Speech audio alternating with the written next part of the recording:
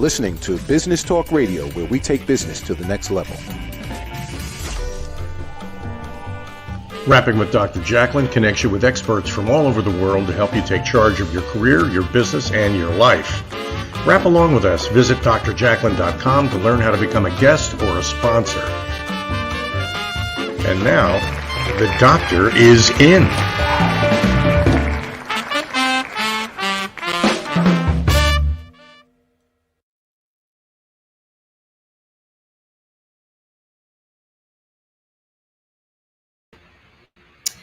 Hello, don't you just love technology? I am Dr. Jacalyn Kerbeck, and you are watching USA Global TV and listening on Business Talk Radio.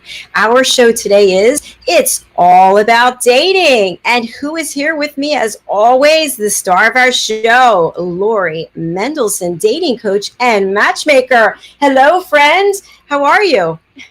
Hello. How are you doing, Dr. Jacalyn? I am great. I'm actually celebrating something today. I applied last year, I think in December, to have Dr. Jacalyn registered with the trademark office. And so we went back and forth a few times. And today it's official. I'm going to have the R with the circle next to Dr. Jacalyn. Woo! Congratulations. And we are celebrating in the town of Milwaukee, the Bucks winning the NBA championship. First time in 50 years. The parade's going on today, so we're very proud of our city today. Yeah. Congratulations. That is huge. Yeah, like I had anything to do with it. Well, fans are very important, right? It's true. It's very true. Yes. We have a great guest today. We certainly do. And you're connected with this guest through Clubhouse. Is that right? That's exactly how we met. Yes. I don't remember what room we were in or how we connected, but Daniel has been in a couple of my rooms handing out all the nuggets that he has from a man's point of view about dating. And he created a phenomenal networking collaboration group that he's going to tell us all about. So looking forward to hearing about his journey. I am as well. Before we do that, we always want to hear about your journey and what you're up to. So how are you changing people's lives every day over on Clubhouse and through doing your profiles and coaching? I'm really honing in who I want my ideal customer client to be and who I can best help. It looks like there was a party in here. I realized there have been no parties in here, Dr. Jacalyn. But I'm really honing down who I want to serve, and that is people over 40, or people over 50 who have been through divorce, separation, death, widows, widowers, single people with grown kids. So I'm hoping to help people who want to get out into the dating world again, help them discover themselves and walk the path with them. So that is what I'm doing. Yes. Well, I'm so glad that you're out there helping people, because I just was reading something. I forget where it was, but that the number of relationships that people are breaking up and getting divorced as a result of the pandemic seems to be increasing. Have you read anything about that? I have not, but that sounds very true. Now that we can get out into the world again, I think people are ready to just say, I'm done. I don't want to be unhappy, and try to find themselves and in turn love. So that's a good thing. Yeah, it's definitely a good thing. So I'm streaming your website, but for people on the radio, what is the name of it, please? It is smartfunnysingle.com. So easy to remember. Thank you for making it simple for people to find you. So I would love to bring our guest out. I know you highlighted a little bit about who he is and what he's doing, but I think it's going to be really interesting to hear from him, especially from a man's perspective, because we've had some men on the show, but not as many as we'd like to have, right? Yeah. Yes. Yeah. And typically, women are not all that happy with the things that they have to say about men. So I really am looking forward to hearing his perspective and what it's like being in the dating world as a man, as well as, the group that he's formed. So yeah, eager to see him. All right, come and join us, Daniel Herrold. Nice to see you. Hey there. Hi, Dr. Jacalyn. Hi, Lori. How are you? Hello, Daniel. Nice to see you in person. You as well. I know we're so used to communicating over this new app where it's all, audible, but so it's nice to have faces with names, right? Yes. It really enhances the personality. That's right. That's right. I have been Dr. noticing Jacalyn, that. Nice to meet you. Thank you. Nice to meet you as well. I kind of feel like with Clubhouse, we cut through, like if you were in a dating arrangement, you cut through maybe 15 dates. You fast forward because you get to know somebody quickly. And then when you see them on this medium, it's almost like you know them. It's kind of cool. Mm-hmm.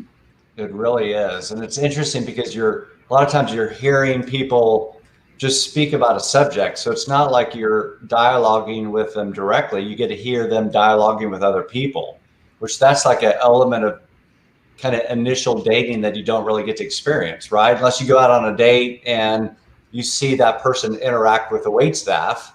So it's an interesting dynamic where you get to hear how they engage with other people. That's a great point. I hadn't thought of that. Daniel, I want to ask you something, and I noticed that my feed is really slow. It seems to be backed up. But Daniel, have you heard about all of these people who are meeting on Clubhouse and who are connecting and getting in relationships? I have. I haven't spoken to anybody specifically. I know that there's a lot of rooms that have been curated that I honestly think are a little bit degrading to the idea of meeting someone. They're called shoot your shot rooms, and I don't feel like it's necessarily a healthy way to pursue someone. But I think where real connections are occurring is when you get into a room on Clubhouse that's about any topic in general. It could be about divorce, it could be about relationships, it could be about business or motivation, and you just start hearing, how another person articulates, how they talk, what their opinions are, and you find it attractive, and so they start messaging each other offline, and you see where it goes. So I have heard of a lot of the Clubhouse kind of meets where people that all congregate in the same room go meet socially. I don't know too much about how many romantic connections have occurred, but you've got to think that a lot have occurred, over this period of time. Well, we know of one that's occurring, right, Lori, from our guest last week. Really? That's great. Yes. Mm-hmm. Yes. And then the week before, too, when we had Dylan James on, he had met someone. Oh, right. Yeah. Mm-hmm. Both of them long distance where they had to travel to meet the other person. We'll see how that works out. Yes, definitely.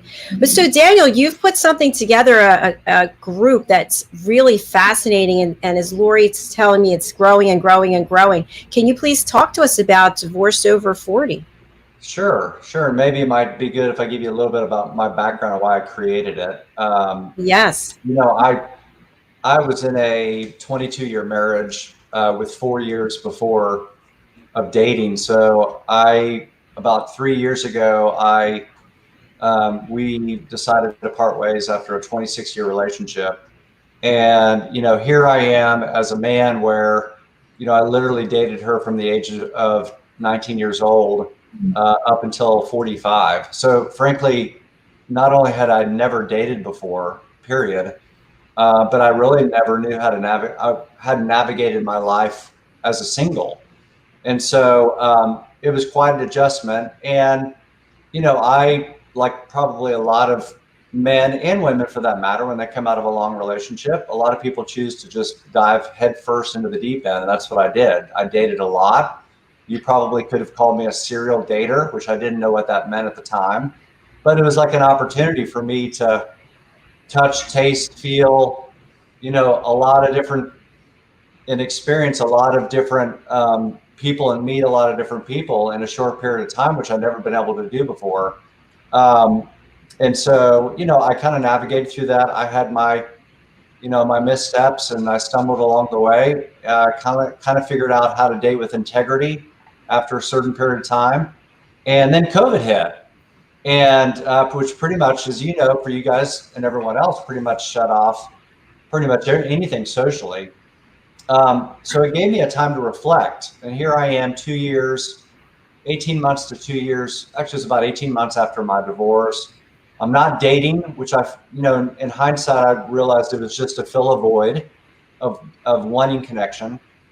And I realized that I didn't have any friends. I didn't have any friends that I hung out with, that I interacted with. And I knew during that period of time, that's where I needed to invest. That was a good use of my time, is to invest in finding friends. And it so happened that one of my coworkers had just gone through his divorce. And so we started spending some time together socially. And he decided, he's a little bit more social than I was, so he had friends I didn't. And he said, well, why don't we put together some cookouts at my house and let's invite people. And it's just a good way to kind of socialize. This was during COVID, and Tulsa was a little bit more freer. People kind of came and go as they choose, so don't judge. But that was really, it was pretty much business as usual last summer. And so we started having these cookouts, and they were like potluck dinners. I mean, it's like, we're going to provide the meat dish and everybody else brings sides. And we started with a group of like 10 people. All of them were divorced. And then they started inviting people, and they started inviting people. And I realized really quickly that my circle of friends, which at that time was one, kept growing and growing and growing. And they weren't dating mixers. It wasn't with the objective of getting a phone number to ask someone out. It was just enjoying people's company. And it was like-minded people. It was people that were all in their late 30s, 40s, 50s, all divorced. And we all had one thing in common. We wanted friends. And that's what started Divorce Over 40. And that was, we decided, a little group of that, subset of that group decided, we're onto something here. We can create, there's a need, and we can create an organization that can provide support, number one, and community, number two, to 22 million Americans, by the way, who are divorced, not to mention 5 million Americans who are widowed in their 40s, 50s, and 60s. And we created an entity, started blogging our life experiences. And, we celebrate a year next month, and we've just exploded all over the country. It's really been a really neat thing. So that was what started. It was really me selfishly wanting friends, and I figured out a way to kind of skin the cat, so to speak. Wow, congratulations. That's outstanding. I can totally relate to that. When you're talking, I'm thinking to myself, I moved during the pandemic. I'm nowhere near any of the people I used to get together with. I probably won't see them. And you're kind of isolated, and it's like, wow, now what am I going to do? And you hit the nail on the head, just bringing people together, because everybody's feeling a sense of loneliness, or, I don't have the same life I used to have. So that's just brilliant. Well, thank you. And, it's so much better when you're going through the pain of a divorce to hang out with friends than to date. And now I provide a lot of coaching just from my own personal wisdom of what I did wrong. And, there is a time of period, it's not linear, when you're coming out of a divorce, or you're in the middle of it, when it's painful. It's like a trauma. And you're not healthy enough to go out and date someone that may have already gone through that. And you misrepresent yourself because you don't know where you are, and it ended up in a disaster. And but hanging out with other friends that have either gone through the divorce, or they're in the middle with it too, there's so much more empathy. There's a lot of head nodding, and it's just a healthier way, I think, to go through the healing process. And so I've found that to be true, and so have the people that have connected with us. You know what I love, Daniel, that you said was, when couples are married, they have couple friends. Mm-hmm. You have your couples that you hang out with, and generally when you go through a divorce, they go to one side. They either go to generally they go to the wife, for whatever reason that is. And so the men, just like you said, are left with one friend, maybe out of that crowd, or had one friend prior or during, a work friend or buddy or what have you.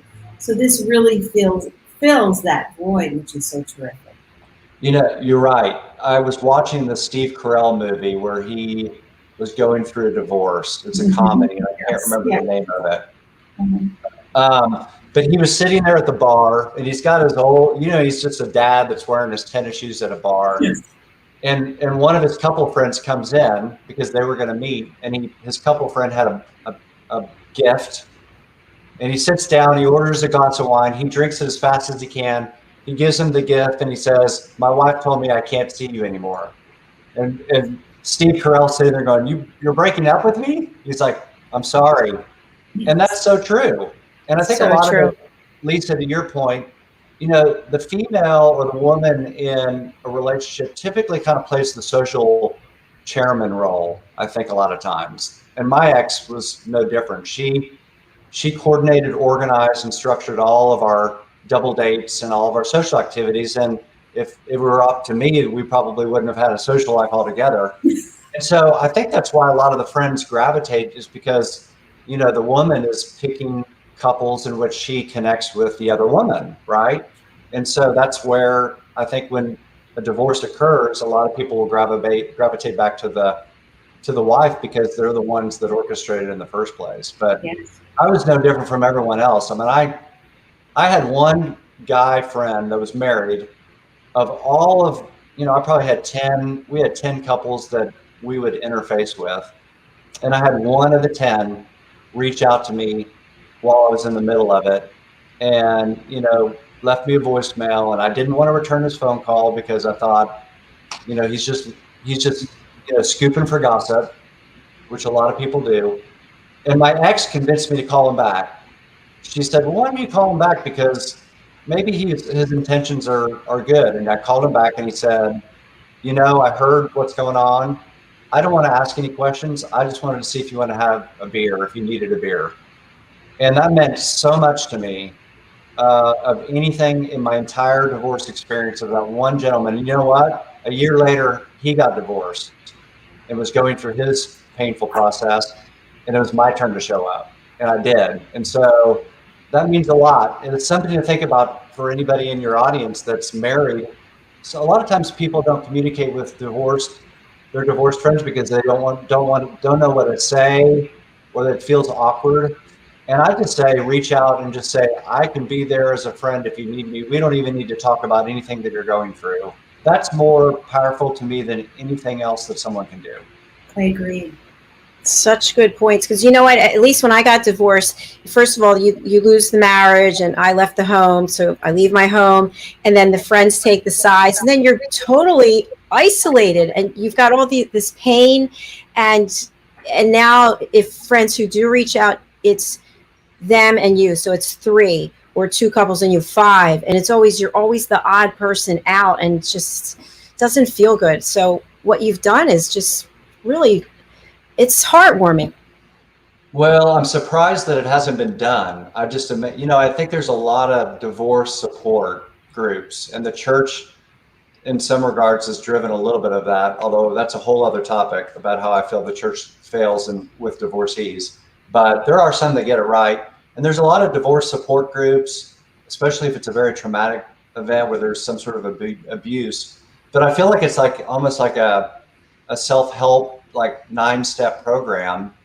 And they're good. Don't get me wrong. They're good. They're high quality, but they take you through it and then they shuffle you out the door.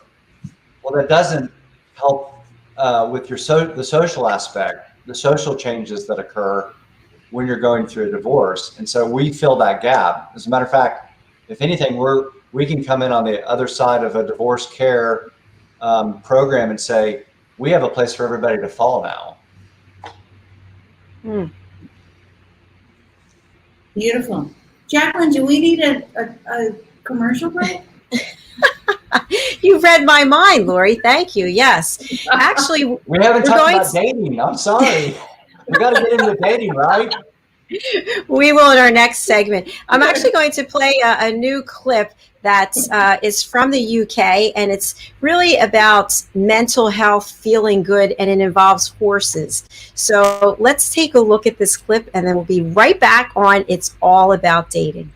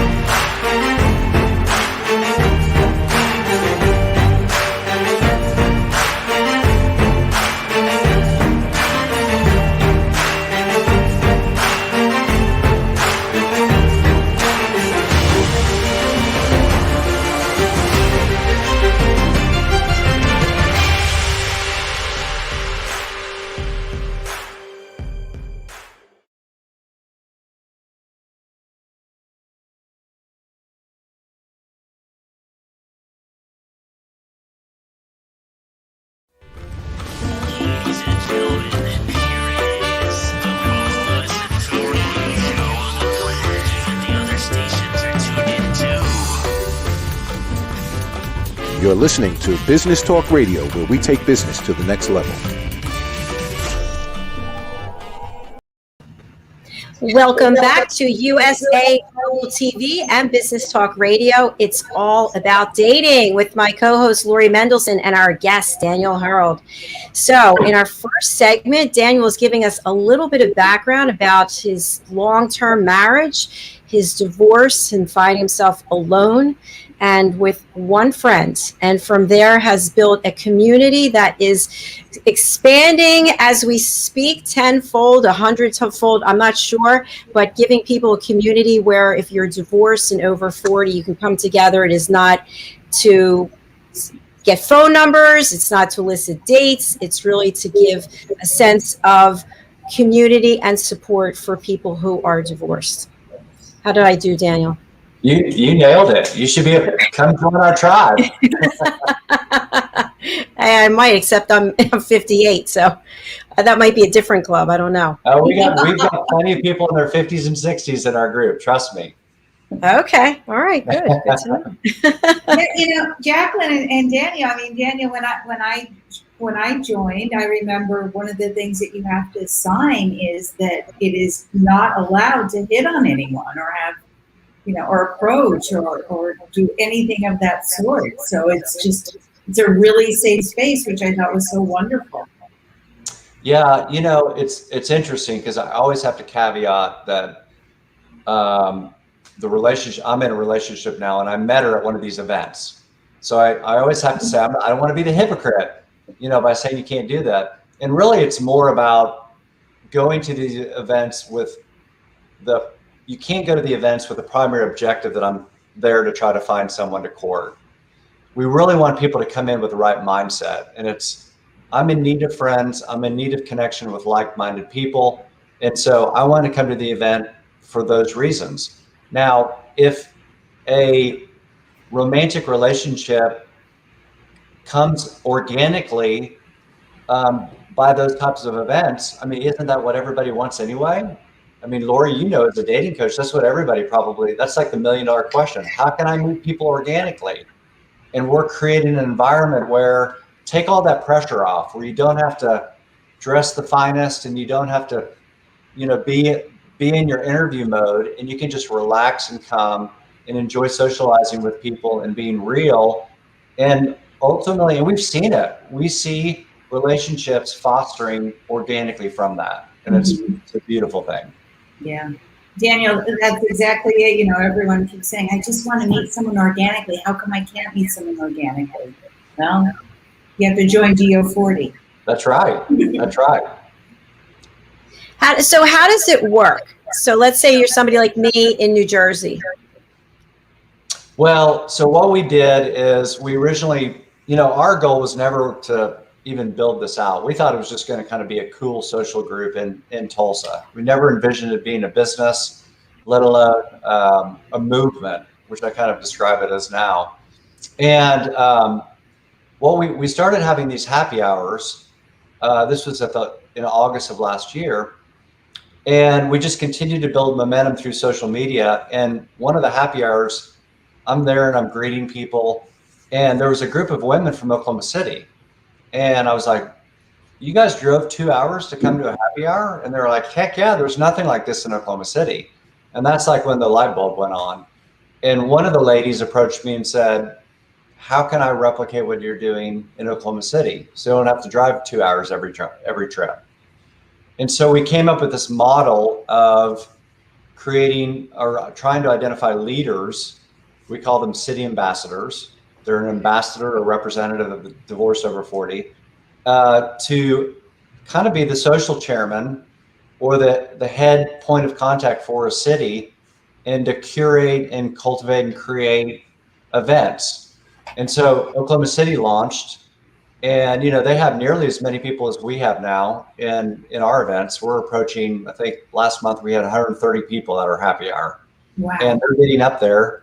And then we started, people from other cities would reach out to us. We'd have people from Dallas and Chicago and Miami and Los Angeles and New York and New Jersey and Costa Rica and Jamaica and in Norway and in Nairobi, Kenya, and in Russia and Australia. Everyone's saying, what can I do to create this? And so it took a while to kind of create, at first we were like, well, come on in and, we'll help you do it. And now we've got some structure to it. But in essence, we're building organically by people that have emerged that have a passion to grow something, because frankly, it's their passion and their motivation is no different from what mine was day one. They want friends. They want to create a social circle. So they're willing to be a leader and start it in order to accomplish that. And right now we have 80 city ambassadors across the world, all at different phases. Some are just trying to figure it all out and trying to understand how we work, and others have been in their 7th, 8th, 9th event, and it's really starting to pick up momentum. So what we have is we have people that find us, like yourself, Dr. Jacalyn. If you reached out to me and you said, I really don't want to be a leader, but do you have activities in New Jersey? And I go to the 80, and it so happens that I have someone in New Jersey that's ramping it up, and then I just connect you. So I kind of find myself as like a friend connector. I'm a friend matchmaker across the country. If not the world. I love that. And again, congratulations. I'm wondering from a business aspect, are you planning on monetizing what you're doing, or are you monetizing now? We're starting to. So in Tulsa, we have one event each month, which is a paid ticketed event. It's a nominal ticket, and it just provides a little bit more. We have a photographer there to take photos. We have a check-in process. Everybody gets a pre-printed name tag. It's just a lot more professional than us just saying, hey, y'all show up at this restaurant. And we've had a lot of success with that. The feedback has been really good. What we find is that when we have those big events, a lot of the new faces come. I think it's maybe not as intimidating when there's a lot of people. You would think it would be counterintuitive to that, but they really like coming when there's a lot of people and they can kind of blend into the crowd, so to speak. Although we have a system where we easily identify the newcomers. We put a little dot on their name tag. So, but yeah, so we're starting to do that in Tulsa. We're going to start rolling that out when we get to critical size. What's interesting, Dr. Jacalyn, is we're just throwing things up against the wall to see if they stick. So for example, a lot of people express the idea of the desire to travel together. And so we put together a Cancun trip in September, and we have 75 people who have signed up to go. And it's like from all over the country. People, just random people that are part of our organization that are now coming to this one big group event in Cancun. So we're going to start curate some trips, and we've started to get noticed from some production companies and casting directors and the likes. And, we'll try to figure out what that angle is. The goal for us is to protect the brand and what we stand for. We don't want it to be someone highlighting, the messiness that everybody has while they're going through that, but really highlighting the positive aspect is that we create hope, we create excitement, and we tell people that you can thrive after you're divorced. Fantastic messaging. Now, I was listening to what you're saying. So is it possible there's a reality TV show coming from this?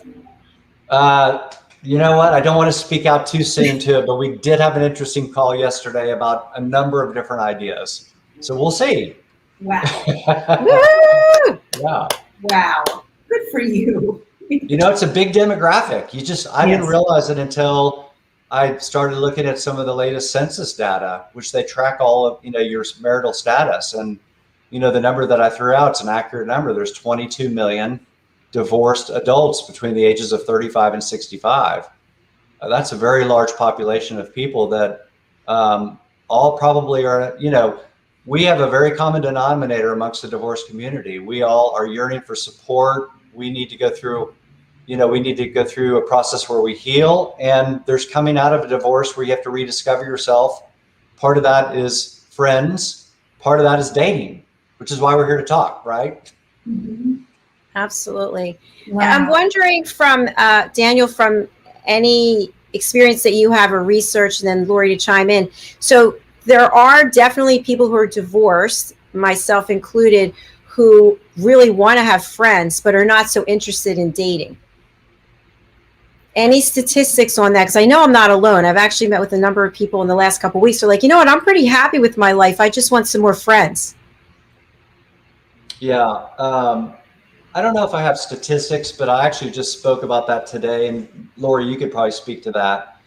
I think a lot of rediscovering yourself when you come out of your divorce, if you do it right, you do the work, you heal, and then you kind of discover there's an opportunity where you can really, it's almost like a rebirth. It's like, okay, what do I want to do in this next chapter of my life?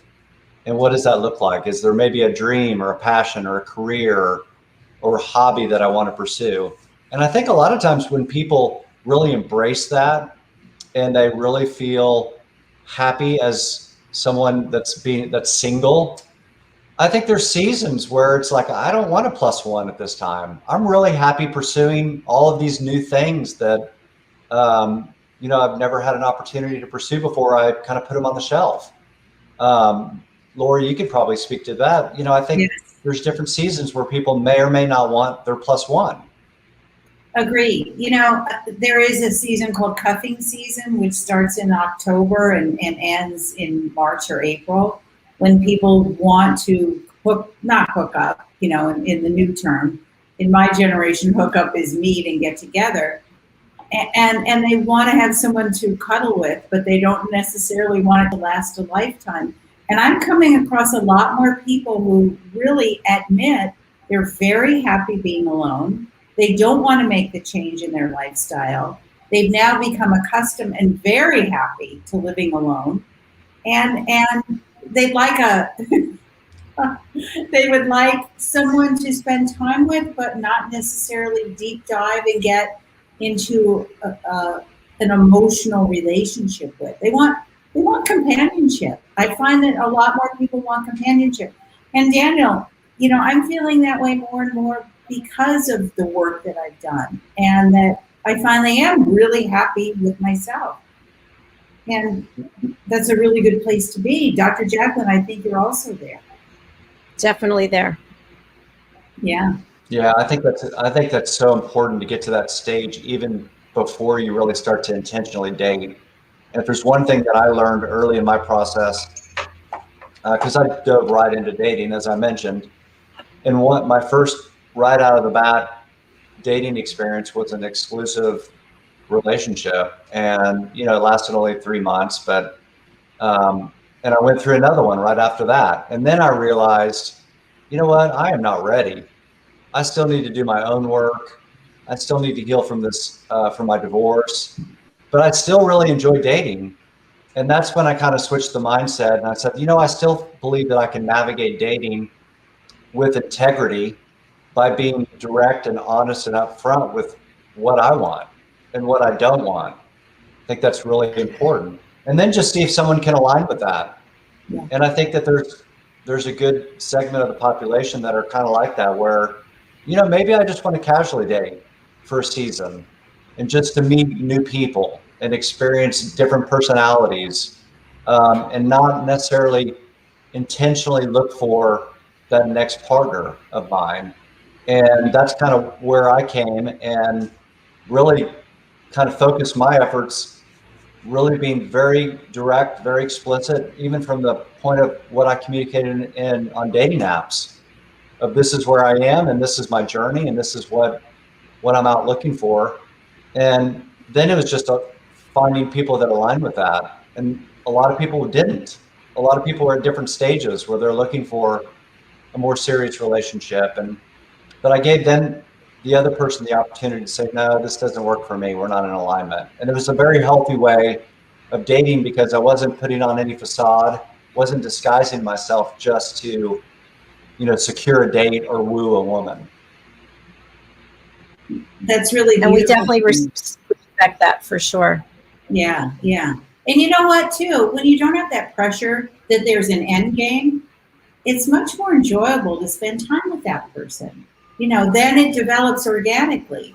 Then it develops in due time, as it should, because when we're on dating apps, don't get me started on the dating apps, but when we're on dating apps, it's almost like we're shopping for people, and that person fills everything. And we all know that doesn't work. So the slower method, friendship first, seeing where it goes is imperative. Yeah, the advice that I give people, whether it's Clubhouse or elsewhere, is take every dating experience, take the pressure off, number one. Quit putting so much pressure on every person that you see, whether or not they're going to fit in your box. Yeah. And look at every person as an individual human being in which there might be an opportunity to connect as a friend. And go on dates with the objective of I'm out to create a new friend. Because here's the thing at the end of the day, and I don't know what the odds are that, how many dates do you have to go on with different people before you find the one? I mean, it's a numbers game, right? Yes. But at the very least, if you leave that date and you know that there's not a romantic connection, well, you left with a friend. If you don't go in with the premise that I'm going to find a friend and there is no romantic connection, you'll never speak to that person again. And so I always like to look, at least I'm going to get a win out of it. And what I've found in my dating world is I've connected with so many people from across the country because I've traveled a lot in my work, and I would date when I traveled.